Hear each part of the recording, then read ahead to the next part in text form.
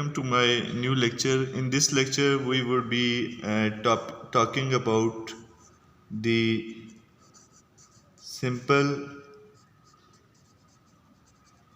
harmonic motion, right, commonly known as SHM, and later on we would see the pendulums they also have simple harmonic motion, so we would look into the pendulums as well, right. We would also be discussing the energy associated with with the simple harmonic motion and the force due to simple harmonic motion as well, right. First I would like to start with the simple harmonic motion.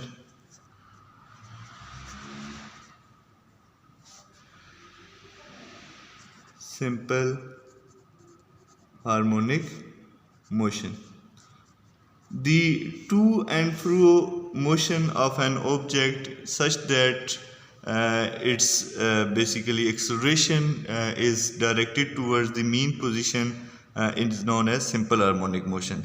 तो इस तरह का motion जिसमें जो acceleration है वो किसी mean position की तरफ डायरेक्टेड हो वो जो है सिंपल हार्मोनिक मोशन कहलाता है। जैसे कि पेंडुलम का केस है, मास अटैच टू स्प्रिंग का केस है, तो इसमें जो है लेकिन इसमें कुछ क्वांटिटीज़ को जो है वो समझना बहुत ज़रूरी है जो ऑलरेडी भी आपके शायद नॉलेज में हो, लेकिन हम इन्हें रिविज़िट करेंगे कि लेट्स से कि फ्रीक्वेंसी क्या होती है। Frequency is basically number of oscillations that are completed in 1 second. In case of simple harmonic motion, the frequency is number of I should be using the other pen, number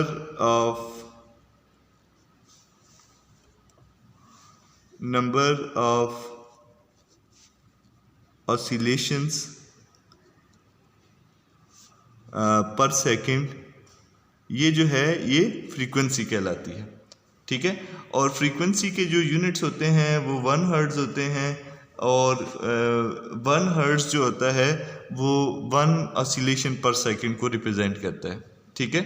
तो इसी तरह अगर हम next जो है frequency और time period जो है आपस में एसोसिएटेड क्वांटिटीज़ हैं, तो हम देखते हैं टाइम पीरियड, राइट। तो the time taken to complete an oscillation is known as the time period, या एक वेव जितनी देर में अपने आप को रिपीट करती है तो वो जो है टाइम पीरियड कहलाता है, right. Time in which the periodic wave repeats itself. अब हमें ये भी जानना ज़रूरी है कि पीरियाडिक क्या होता है। वो वेव जो ख़ुद को रिपीट करती हैं वो क्या कहलाती हैं, पीरियाडिक कहलाती हैं after a certain time interval, जिसे हम क्या कह रहे हैं, टाइम पीरियड कह रहे हैं। तो अगर हमने किसी भी एक वेव को जो है वो रिप्रेजेंट करना है इन terms of its amplitude and the wave, तो हम कैसे एक वेव को लिख सकते हैं। अगर वो टाइम में ट्रैवलिंग वेव है तो उसकी डिस्प्लेसमेंट अगर हम लिखना चाहें, it should be x of t should be equals to x m cos of omega t plus 5। ये क्या है, एक साइनोसाइडल या कोसाइनोसाइडल वेव आप इसे कह सकते हैं, ठीक है। तो इसमें जो ये एक्स एम है ये इसके जो है वो मैक्सिमम एम्पलीट्यूड को रिप्रेजेंट कर रहा है, right. Maximum amplitude, right. Cosine जो है इस वेव की शेप को रिप्रेजेंट कर रहा है कि ये कोसाइन है, और ओमेगा जो है इसकी एंगुलर फ्रीक्वेंसी है, ठीक है। और ये जो स्मॉल टी है basically this represents the running axis time, ठीक है। तो ट्रैवलिंग वेव के जो रनिंग एक्सिस है वो टी जो टाइम में ट्रैवलिंग है, और फाई जो है it represents basically the phase angle या फेज कांस्टेंट, फेज कांस्टेंट, ठीक है। तो साइन वेव हो या कोसाइन वेव हो, और ये एक दूसरे में चेंज भी हो जाती हैं। फॉर एग्जांपल अगर मैं फाई को 90 डिग्री रख दूंगा तो ये जो है ये कोसाइन वेव जो है वो साइन वेव में चेंज हो जाएगी। आप ये फार्मूलाज ऑलरेडी अपनी प्रीवियस क्लासेस में देख भी चुके हैं कि how to calculate cos omega t plus 90। तो ये किस में चेंज हो जाएगी, एक साइन वेव में चेंज हो जाएगी, ठीक है।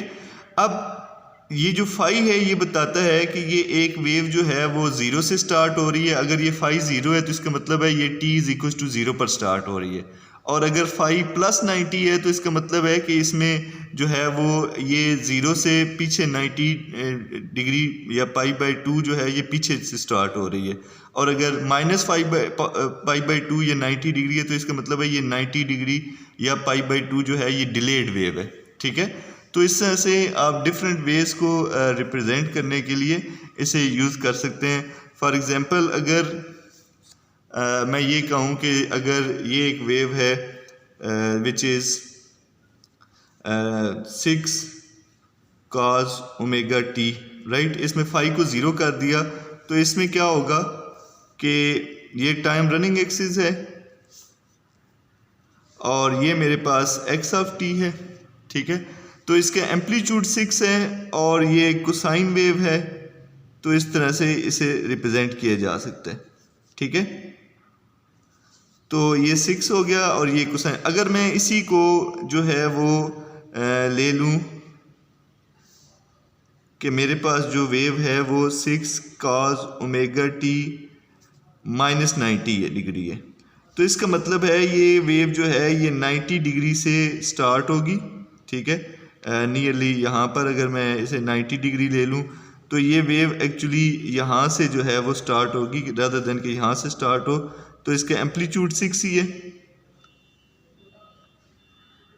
तो ये इस तरह से वेव जो है ये जाएगी, ठीक है।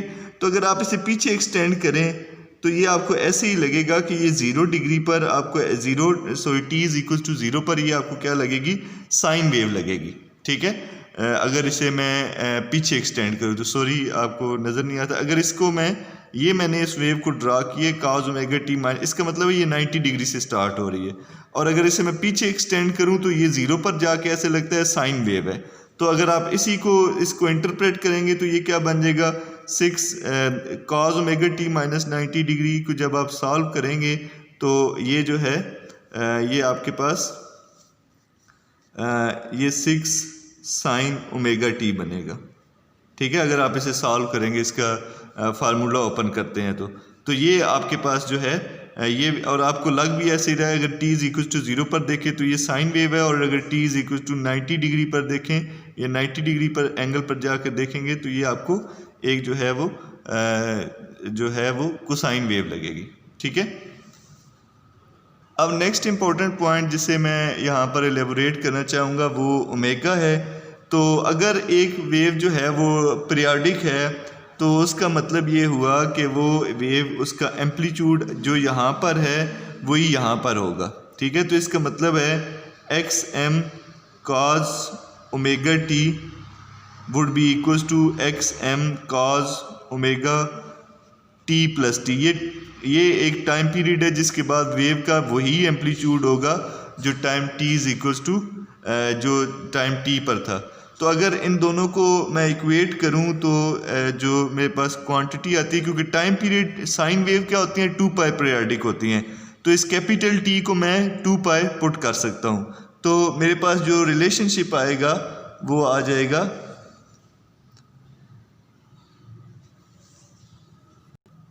क्योंकि ये 2 पाई पीरियोडिक होती हैं तो इसलिए मैं कह सकता हूं कि ये omega t plus 2 pi should be equals to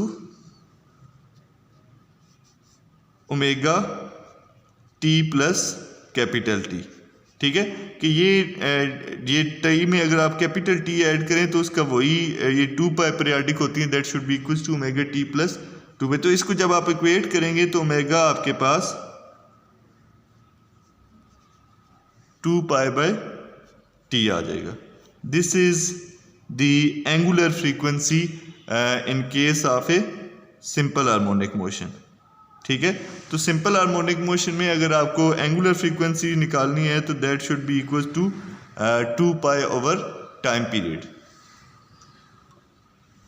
तो अगर हम इन्हीं चीज़ों को लेके आगे बढ़ें, अगर हमने वेलोसिटी निकालनी है ऑफ, जिस तरह हमने एंगुलर फ्रीक्वेंसी निकाली ऑफ सिंपल हार्मोनिक मोशन, अगर हमें वेलोसिटी रिक्वायर्ड है ऑफ सिंपल हार्मोनिक मोशन तो हम क्या करेंगे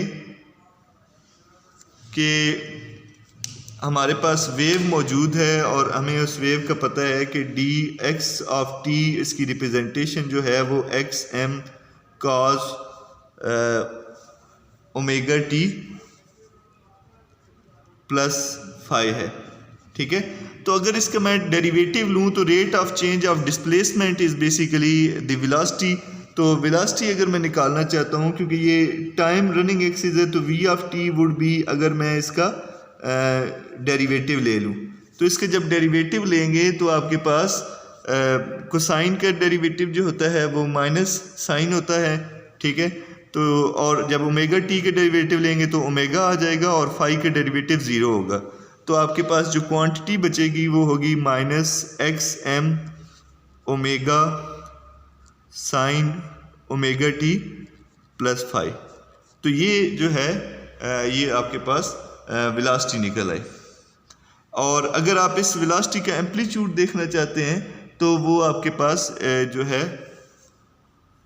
तो अगर मैं वेलोसिटी को इन जनरल टर्म्स में लिखूं तो मेरे पास वेलोसिटी क्या होनी चाहिए, v of t should be equal to v m sine omega t plus phi.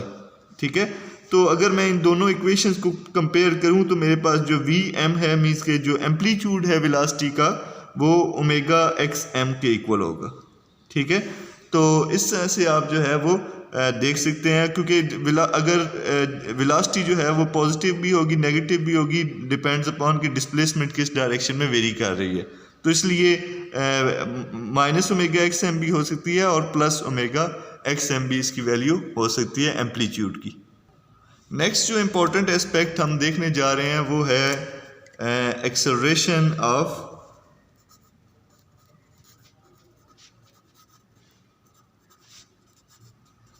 Simple harmonic motion. तो अगर आपके पास वेलोसिटी मौजूद है तो एक्सेलरेशन निकालना आसान है। एक्सेलरेशन अगर आप वेलोसिटी का डेरिवेटिव ले लें तो आपके पास क्या आ जाएगी, एक्सेलरेशन आ जाएगी, या आप डिस्प्लेसमेंट का डबल डेरिवेटिव ले लें तो भी आपके पास क्या आ जाएगा, एक्सेलरेशन आ जाएगी।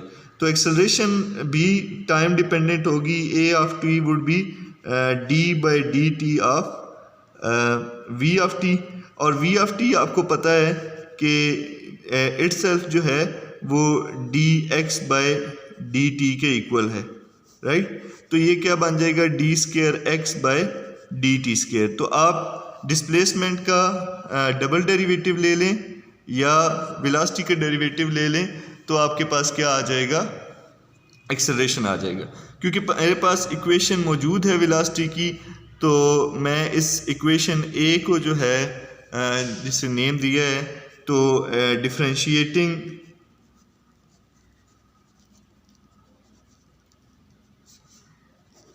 Equation a with respect to t, तो मैं इसे टी के लिहाज से अगर डिफरेंशिएट करूं तो एक्सेलरेशन मेरे पास क्या आ जाएगी,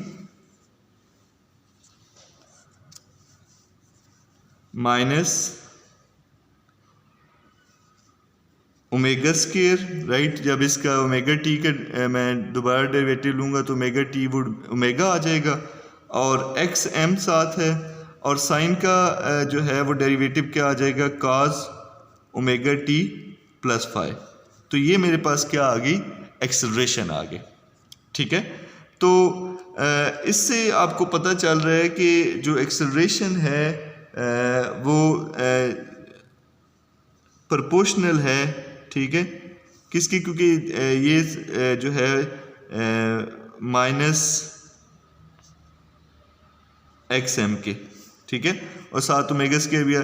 तो जो है हमने यही कहा था कि जिस सिंपल हार्मोनिक मोशन वो होता है कि जिसमें एक्सेलरेशन जो होती है वो डिपेंडेंट होती है मोशन के ऊपर, ठीक है, और ऑलवेज जो है वो इसके डिस्प्लेसमेंट के प्रोपोर्शनल होती है और डायरेक्टेड होती है टुवर्ड्स मीन पोजीशन।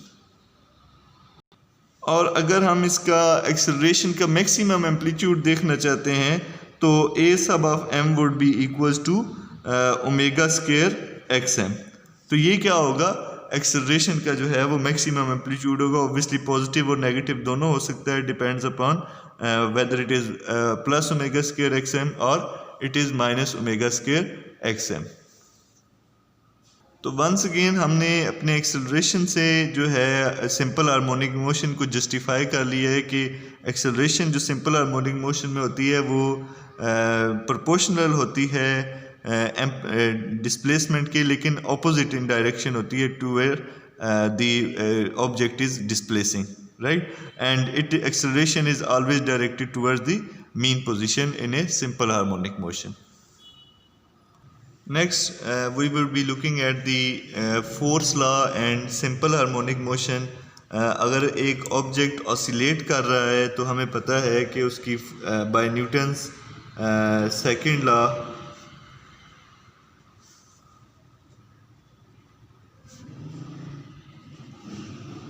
हमें पता है कि जो फोर्स होगी उसके ऊपर that should be equals to mass times the acceleration. और एक्सेलरेशन अगर हम कंसिडर करें for the case of the simple harmonic motion that we have just consider, तो एक्सेलरेशन जो होती है वो माइनस ओमेगा स्क्वायर एक्स के इक्वल होती है, ठीक है। तो अगर मैं इसे इधर सब्स्टिट्यूट करूं तो ये मेरे पास बन जाएगा F force would be equals to minus, इसे अगर मैं इस फॉर्म में लिखूं m omega square into x, right, इस एक्सेलरेशन की अगर वैल्यू सब्स्टिट्यूट करूं। अब जो है जब भी एक ऑब्जेक्ट जो है वो किसी ऑसिलेटरी मोशन में होता है और वो कोई डिस्प्लेसमेंट तय कर रहा है तो फोर्स जो होती है बाय हुक्स लॉ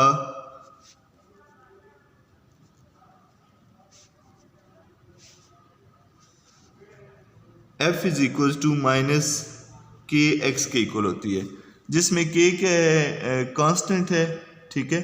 और जो है अगर हम इन दोनों फोर्सेस को आपस में इस इक्वेशन इसे मैं लेट्स से बी कह देता हूँ और इस इक्वेशन को सी कह देता हूँ, तो अगर हम इन दोनों को इंटरप्रेट करें या कंबाइन करें, combining equation b and c, तो इनकी लेफ्ट हैंड साइड इक्वल है तो इनकी राइट हैंड साइड भी इक्वल होंगी। इसका मतलब ये है कि minus m omega square x would be equal to minus k x. तो यहाँ से के जो है वो किसके इक्वल आ जाएगा, एम ओमेगा स्क्वायर। तो ओमेगा को मैं लिख सकता हूँ अंडर रूट ऑफ के बाय एम, वेयर के इज बेसिकली, अगर हम एक स्प्रिंग की बात करें, ठीक है, तो के जो है किसको रिप्रेजेंट करता है, स्प्रिंग कांस्टेंट को रिप्रेजेंट करता है। तो अगर हमारे पास एक जो है लेट्स से स्प्रिंग है और हमने इसके साथ एक मास m अटैच किया हुआ है, तो ये सिचुएशन जो है एग्जैक्टली इसको मॉडल करती है और इसको हम क्या कहते हैं, लीनियर सिंपल ऑसिलेटर का नाम देते हैं, ठीक है। तो अगर हम इस ऑसिलेटर का जो हमने अभी डिज़ाइन किया है, ये जिसकी हम वजह से फोर्स को इक्वेट कर रहे थे, अगर हम इसका टाइम पीरियड ऑफ ऑसिलेशन निकालना चाहते हैं तो हमें पता है कि it is equal to 2 pi over omega. तो टाइम पीरियड आपके पास जो है 2 पाई, राइट। जब आप ओमेगा को सब्स्टिट्यूट करेंगे k over m under root, it would be 2 pi m over k, right. और अगर आप फ्रीक्वेंसी निकालना चाहते हैं of this simple oscillator which is due to a mass attach to a spring, तो frequency is reciprocal of time period, so it would be 1/2 pi k/m, right. तो यूँ जो है आप फ्रीक्वेंसी निकाल सकते हैं ऑफ दिस ऑसिलेटर। मैं एक और छोटी सी चेंज करना चाहूँगा कि मैं इसको इक्वेशन डी का नाम देना चाह रहा हूँ। तो नेक्स्ट जो हम चीज़ अभी देखेंगे वो है basically energy associated with the simple harmonic motion, right. Energy in a simple harmonic motion.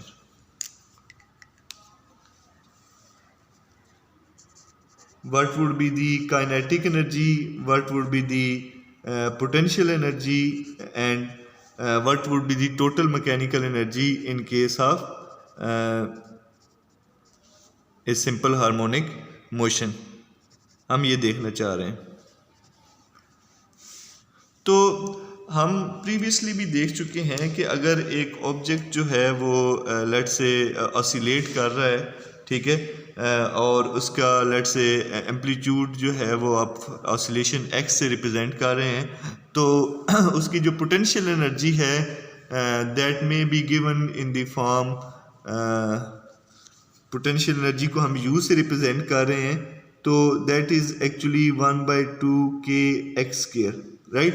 जिसमें k क्या है, स्प्रिंग कांस्टेंट है, ठीक है, कांस्टेंट है, और x क्या है, उसका एम्पलीट्यूड है। और हम ऑलरेडी देख चुके हैं कि x को हमने रिप्रेजेंट किया है in our discussions as x is basically xm, it would be, अगर x की वैल्यू पुट करें xm² cos² omega t plus phi. तो ये हमारे पास क्या आ गई, potential energy of this system आ गई। और अगर हम काइनेटिक एनर्जी में इंटरेस्टेड हैं, तो kinetic energy which is half mv², right, क्योंकि वेलोसिटी टाइम डिपेंडेंट होगी, तो इसको काइनेटिक एनर्जी को मैं टाइम डिपेंडेंट क्वांटिटी कंसिडर करते हुए, और इस वेलोसिटी को मैं ऑलरेडी जो है वो कंप्यूट कर चुका हूँ, right, in the previous section. तो उसकी अगर डायरेक्ट वैल्यू मैं सब्स्टिट्यूट करूँ, तो ये जो है मेरे पास काइनेटिक एनर्जी 1/2 k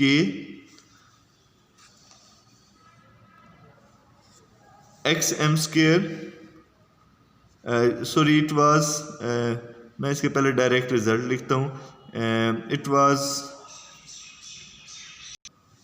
ये मैं k को रिमूव कर रहा हूँ, इट शुड बी 1/2 m, और वेलोसिटी का जो है, और वेलोसिटी का अगर मैं ये वाला एक्सप्रेशन यूज़ कर रहा हूँ, और जब मैं इसका स्केयर लूँगा तो इट वुड बी, इसको जब इधर लिखूँगा m into, it would be xm², right, omega sin² omega t plus phi, right.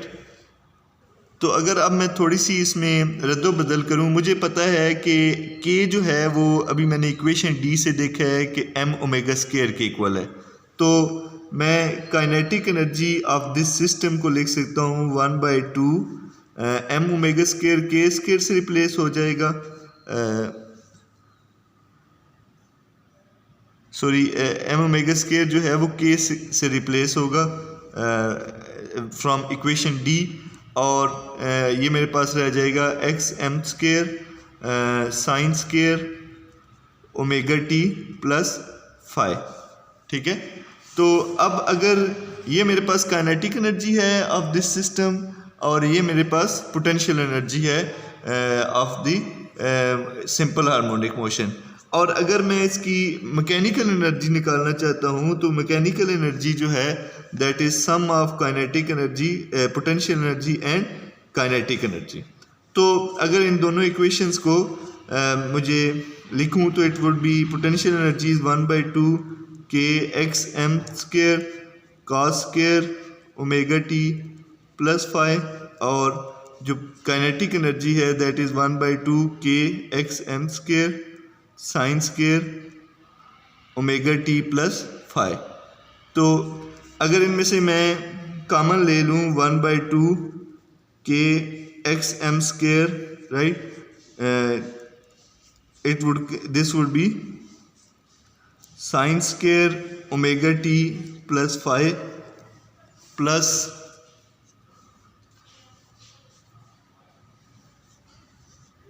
cos square omega t plus five, right. तो ये हमें बाय ट्रिग्नोमेट्री आइडेंटिटीज पता है कि ये इक्वल टू 1 होगी। तो जो एनर्जी है of this simple harmonic motion that comes out to be 1/2 k times x m square, right. तो ये जो आपको पता है कि ये एक्स एम जो है उसका मैक्सिमम एम्पलीट्यूड है और k जो है वो कांस्टेंट है और ये हमारे पास एनर्जी आ रही। तो इसका मतलब ये है कि एनर्जी जो है वो सिंपल हार्मोनिक मोशन की कांस्टेंट रहती है, right. It doesn't change with respect to time, ठीक है। और it also represents the law of conservation of energy को भी ये जो है वैलिडेट कर रहा है। तो इस तरह से हम एनर्जी इन्हें simple harmonic motion easily find out कर सकते हैं। नेक्स्ट जो है हम एक और जो है वो छोटे से टॉपिक की तरफ देखते हैं कि angular simple harmonic motion, right. अभी तक जो हमने ऑसिलेटरी मोशन डिस्कस किया है वो सिर्फ टू एंड फ्रो था, वो एंगुलर नहीं था, ठीक है। तो एंगुलर भी जो है वो हो सकता है, ठीक है। आपके पास लेट से ये एक जो है वो व्हील है या समथिंग लाइक दैट और इसे आपने किसी फिक्स पॉइंट के साथ अटैच किया हुआ है, ठीक है। This is my fixed point, ठीक है।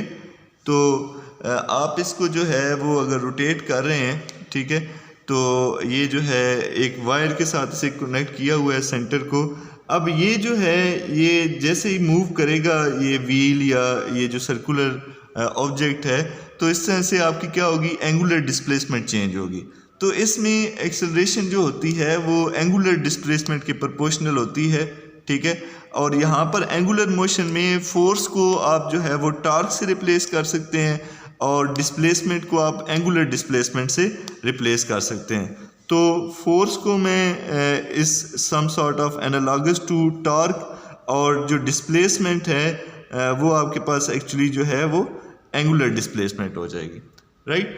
आप इसको यूँ समझे कि जैसे पुराने अदवार में चक्की होती थी जिससे जो है वो आटा पीसा जाता था, ठीक है, घरों में।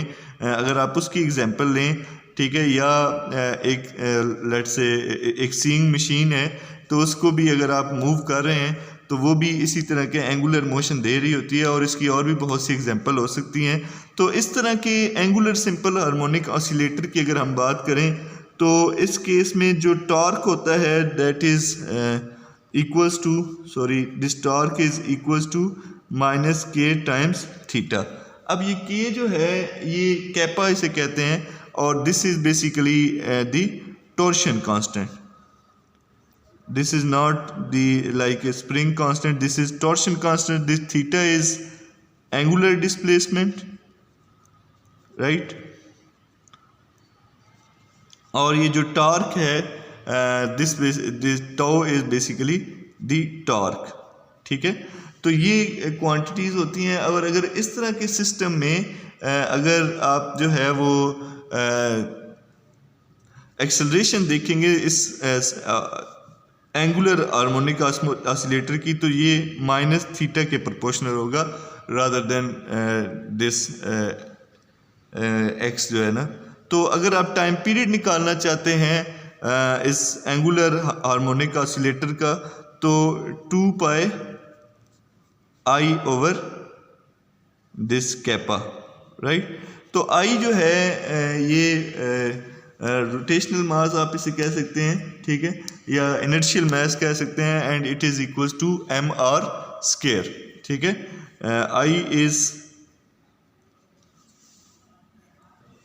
आई जो है वो रोटेशनल इनर्शिया है,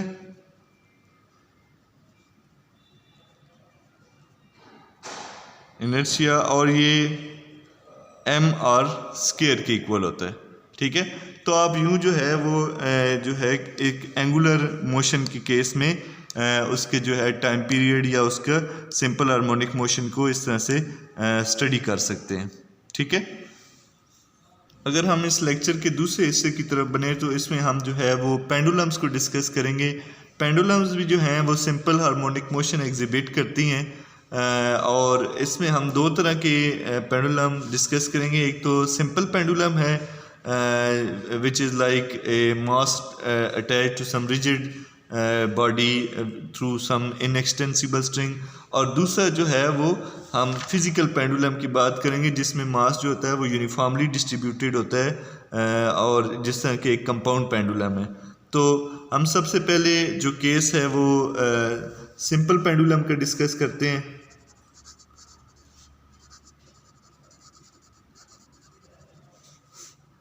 सिंपल पेंडुलम, अगर हम सिंपल पेंडुलम को देखना चाहें तो ये लेट से मेरे पास एक रिजिड जो है वो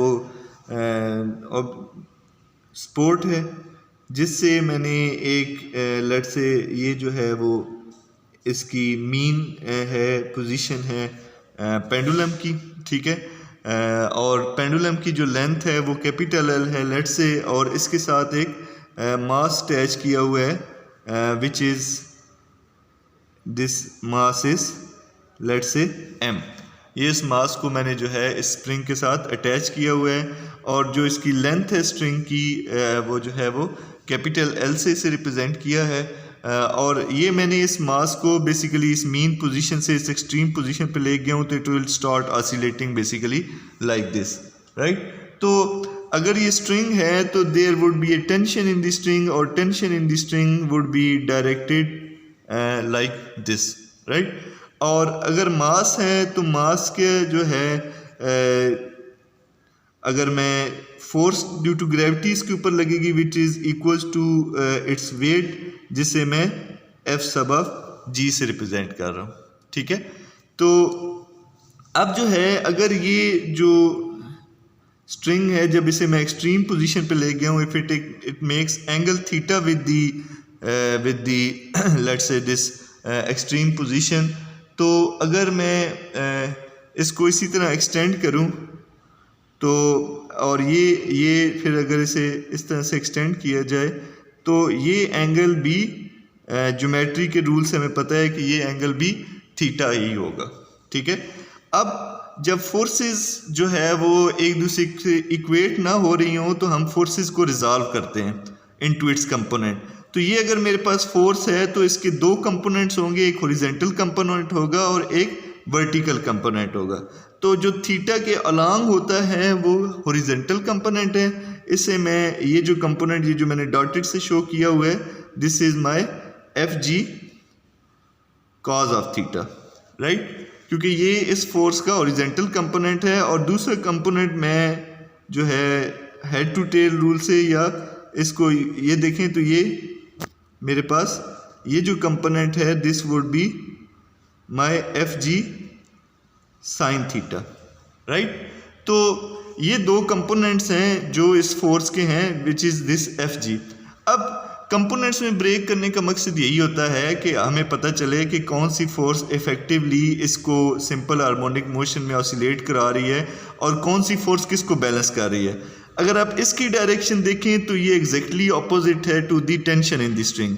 तो basically this Fg cos theta in this case balances the tension force in this string।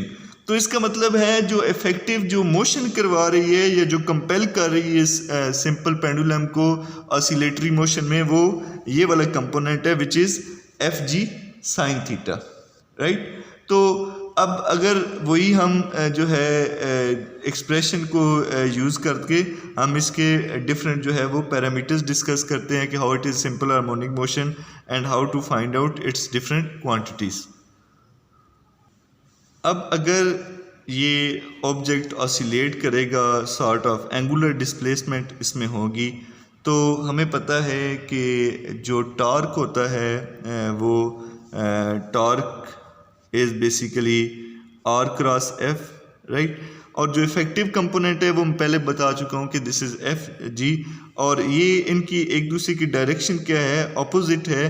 तो r cross F would be a negative quantity, ठीक है, क्योंकि इनके दरमियान ये मेरे पास एंगुलर है, बेसिकली आर क्या है, मूवमेंट आर्म है, distance of the point of force from the origin, तो ये मेरे पास एल है इसमें, इस केस में।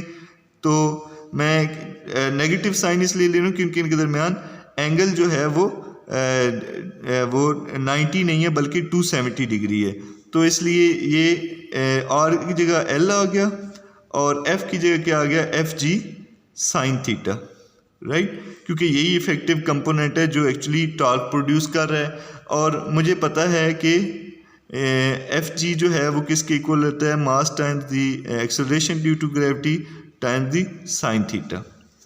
अब अगर हम Newton second law of motion जो कि F is equal to m a होता है, इससे अगर इन टर्म्स ऑफ टॉर्क देखें तो न्यूटन सेकंड लॉ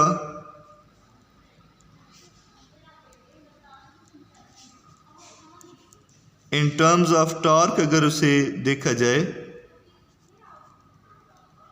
तो उसे मैं लिख सकता हूँ that torque is equals to rotational inertia और inertial mass times alpha, where alpha is the angular acceleration.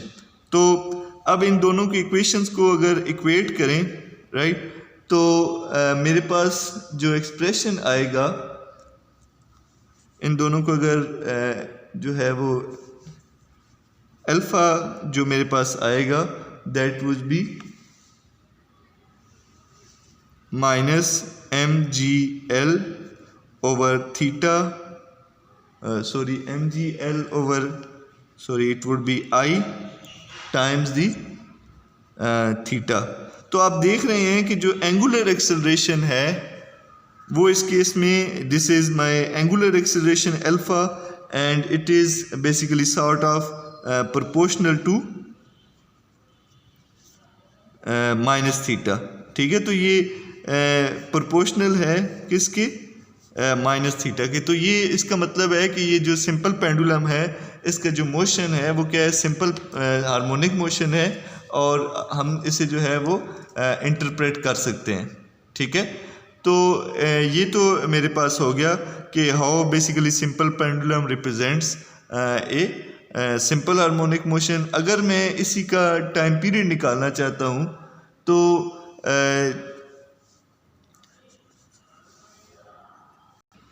अगर हम थोड़ा गौर करें तो हमें alpha is equal to minus omega square theta होता है। तो अगर यहाँ से मैं ओमेगा की वैल्यू निकालूँ तो ओमेगा मेरे पास जो है वो M G L over I under root आ जाएगा, ठीक है, इसमें से, ठीक है, क्योंकि ये ओमेगा स्क्वायर को रिप्रेजेंट करता है तो ओमेगा जो है, और मुझे पता है कि टी जो है वो 2 पाई ओवर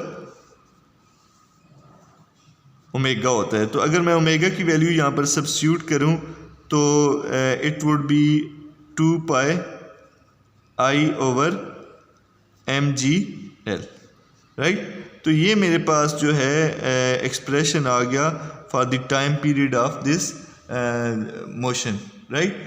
और अगर जो है वो अगर हम इसे इस केस को फर्दर रिजॉल्व करें कि मेरे पास जो रोटेशनल इनर्शिया जो है वो एम एल स्क्वायर के इक्वल है, ठीक है।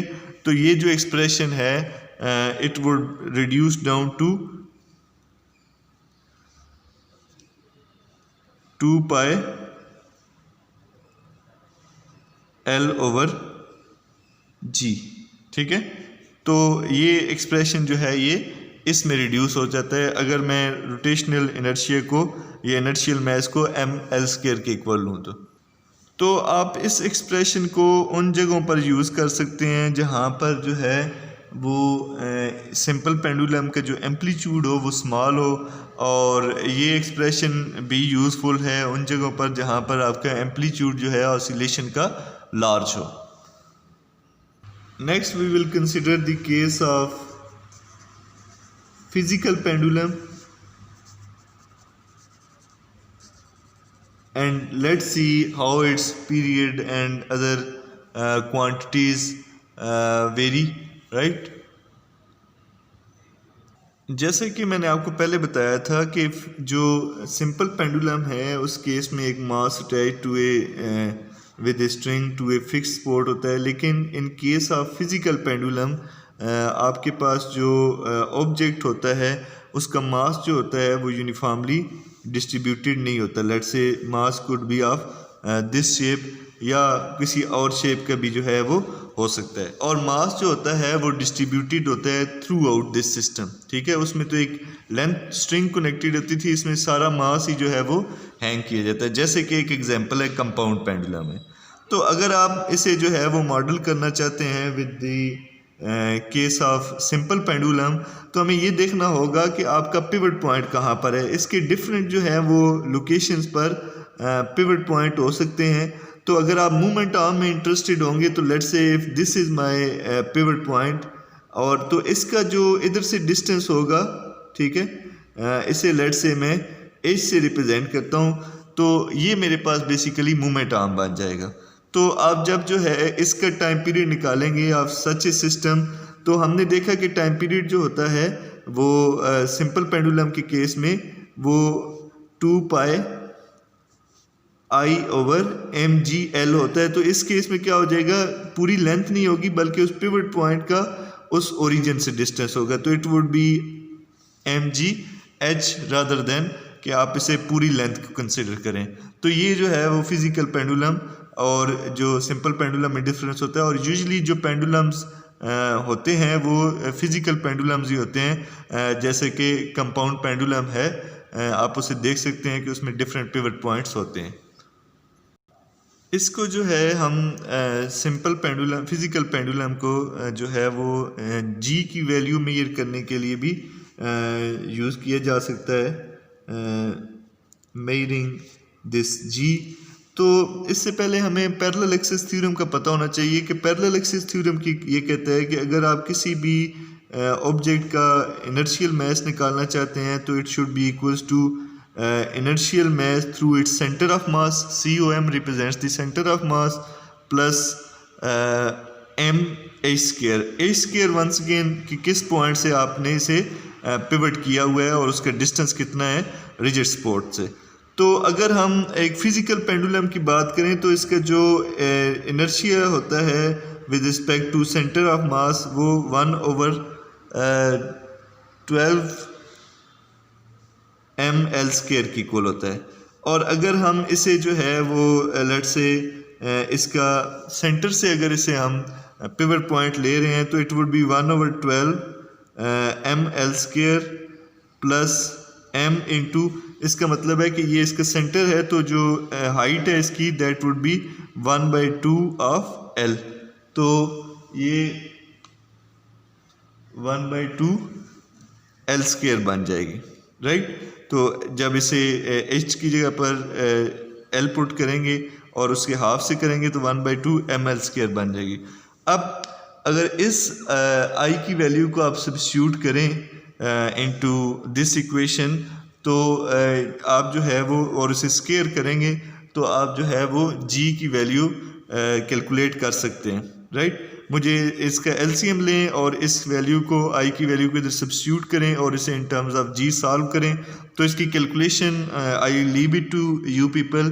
The result would be that acceleration due to gravity would come out to be 8 π² L over 3 t², right, जिसमें L जो है उसकी लेंथ है फिजिकल पेंडुलम की और T जो है उसका टाइम पीरियड ऑफ ऑसिलेशंस है, ठीक है।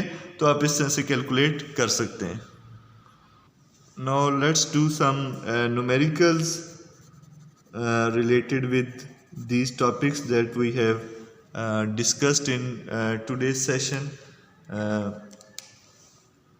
So the first numerical is an oscillating block spring system takes 0.75 second to begin repeating its motion. Find its period.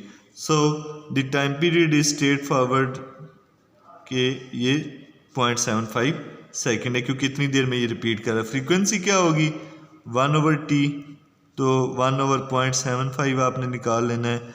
और ओमेगा क्या होगा इस केस में, तो हमें पता है कि ओमेगा जो होता है वो 2π/t या 2πf होता है। तो आप किसी भी एक फार्मूला से जो है इसका ओमेगा निकाल सकते हैं, ठीक है। तो इस तरह से आप सिंपल क्वांटिटीज़ जो है, या अगर आपको एक ऑब्जेक्ट का मोशन दिया हो और आपसे कहा जाए कि इसके बाकी डिफरेंट पार्ट्स निकालें, तो आप इजीली फाइंड आउट कर सकते हैं। जैसे कि अगर आपसे ये कहा जाए कि एक ऑब्जेक्ट है जिसका ये जो डिस्प्लेसमेंट है वो दी हुई है 6 sin ओमेगा टी, या इसे मैं कह देता हूँ 2πt, राइट। ये उसका जो है वो दिया हुआ है। आप इसकी जो है वो डिफरेंट पैरामीटर्स निकालें, t इज इक्वल टू 0 पर इसकी डिस्प्लेसमेंट निकालें, इसकी वेलोसिटी निकालें, इसका तो आपने सिंपल इसके डेरिवेटिव लेने हैं, ठीक है। सिंगल डेरिवेटिव लेंगे तो वेलोसिटी आ जाएगी, डबल डेरिवेटिव लेंगे तो एक्सेलरेशन आ जाएगी, और फिर आप t की वैल्यू या ओमेगा की वैल्यू जो दी हुई हैं आप उन्हें सब्स्टिट्यूट करेंगे, तो आप जो है वो डिफरेंट पैरामीटर्स इससे रिलेटेड निकाल सकते हैं, ठीक है। सो इस न्यूमेरिकल को अगर हम देखें, when displacement in simple harmonic motion is 1/2 of its amplitude xm, what friction of total energy is kinetic energy, potential energy.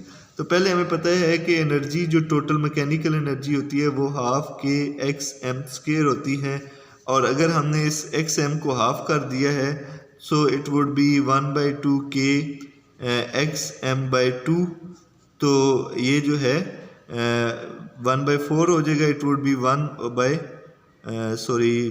This would be 1/2 into 1/4 kxm²। अगर हम इन्हें रीअरेंज करें तो energy would be 1/4 into 1/2 kxm², right. इसका मतलब है कि जो उसकी एनर्जी थी मैकेनिकल एनर्जी का 1/4 हो गई है, ठीक है। तो अब हमें ये देखना है कि इसका कितनी फ्रैक्शन जो है वो काइनेटिक एनर्जी में आएगी और कितनी फ्रैक्शन जो है वो पोटेंशियल एनर्जी में आएगी, राइट। तो हमें काइनेटिक एनर्जी और पोटेंशियल एनर्जी के एक्सप्रेशन पता हैं, तो अगर हम उधर सब्स्टिट्यूट करें इसे, तो मेरे पास पोटेंशियल एनर्जी जो है वो गिवन है 1/2 kxm² cos omega t plus 5। तो जब इसको मैं हाफ करूँगा xm को, तो जो पोटेंशियल एनर्जी है वो क्या हो जाएगी, इसका ये जो मैक्सिमम पोटेंशियल एनर्जी थी इसका क्या हो जाएगी 1/4 रह जाएगी। और काइनेटिक एनर्जी को भी आप इसी तरह जब ऑब्जर्व करेंगे तो काइनेटिक एनर्जी भी जो मैक्सिमम काइनेटिक एनर्जी थी उसका 1/4 रह जाएगी। जस्ट एक्सप्रेशन में आपने xm की वैल्यू सब्स्टिट्यूट करनी है, तो आप उसे इन टर्म्स ऑफ जो मैक्सिमम काइनेटिक या पोटेंशियल एनर्जी थी वो आप उसे कैलकुलेट कर सकते हैं। So our next numerical is a 95 kg solid sphere with a 15 cm radius is suspended by a vertical wire. A torque of 0.2 Newton meter is required to rotate the sphere through an angle of 0.85 radian and then maintain that orientation. What is the period of oscillation when sphere is then released? तो जो time period है for this angular simple harmonic motion that we just studied is 2πi over k, where k is this constant या इसे kappa का नाम दिया है। तो i हमें पता है m और स्क्वायर के इक्वल है, और मास की गिवन है आपने रेडियस को 15 सेंटीमीटर को, मास जो है वो गिवन है 95 kg, और जो रेडियस है इसे अगर इन टर्म्स ऑफ जो है वो मीटर में मैं लिखूं तो इट वुड बी 0.15 मीटर, ठीक है। लेकिन ये के जो है वो अननोन है इस केस में, तो लेकिन हमें पता है कि this torque in such A situation is -k times theta, और हमें पता है कि टॉर्क जो है वो 0.2 दिया हुआ है, ठीक है। और जो थीटा है अगर उस पर हम डिवाइड करें तो this theta is given as 0.85 radian, तो हमारे पास जो है वो k निकल आएगा और k is always a positive quantity, right. तो आप ये वाली k की वैल्यू इधर निकाल के और इधर mr², i की जगह mr² आ जाएगा, ये सब्स्टिट्यूट करेंगे जब सारी वैल्यूज़, तो आपको इजीली जो है आप इसका टाइम पीरियड निकाल सकते हैं ऑफ दिस ऑसिलेटर, ठीक है। Hopefully you will you might you have learned all these different points, and if there is any question or any ambiguity, you can comment on that. Thank you for your time. See you soon.